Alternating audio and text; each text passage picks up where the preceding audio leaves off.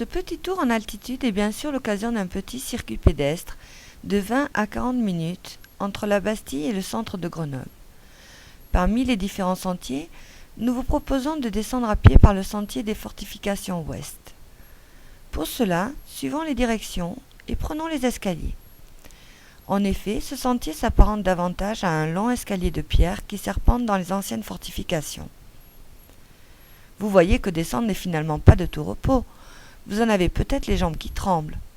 Mais le jeu en vaut la chandelle. Pensez à vous hydrater le long du parcours. Cette descente jusqu'au jardin des Dauphins se déroule dans un couvert végétal dense, peuplé d'une faune variée, et débouche sur la flore rare du jardin des Dauphins.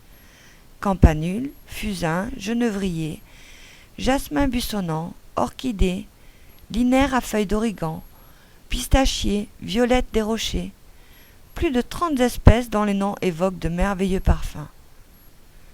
La diversité des milieux, coteaux, prés secs et falaises, permet d'accueillir également une faune remarquable.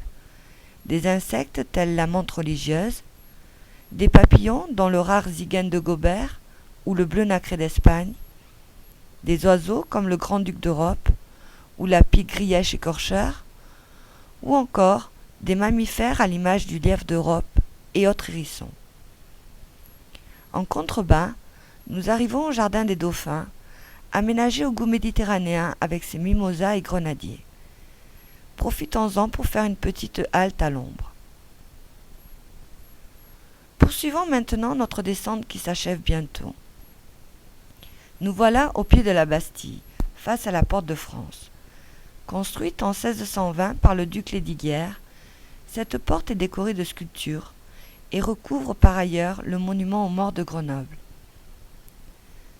Traversons le pont Marius-Gontard, fondé une première fois en 1620 avant d'être reconstruit en 1839, à votre époque, monsieur Stendhal.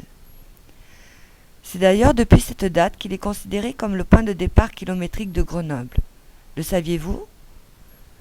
Enfin, longeons l'Isère jusqu'à la gare de téléphérique. Nous passons par derrière pour pénétrer dans le jardin de ville. Petit, mais très agréable, le jardin de ville est l'ancienne propriété privée de la famille Lesdiguières. On peut justement y voir l'hôtel Lesdiguières qui abrite aujourd'hui le musée Stendhal. Prenons ici le temps de vous installer sur un banc ou sur une pelouse pour vous détendre.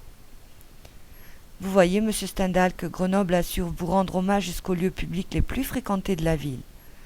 Nous espérons que vous avez aimé notre visite virtuelle et qu'elle vous donnera envie de venir et arpenter ce haut lieu culturel.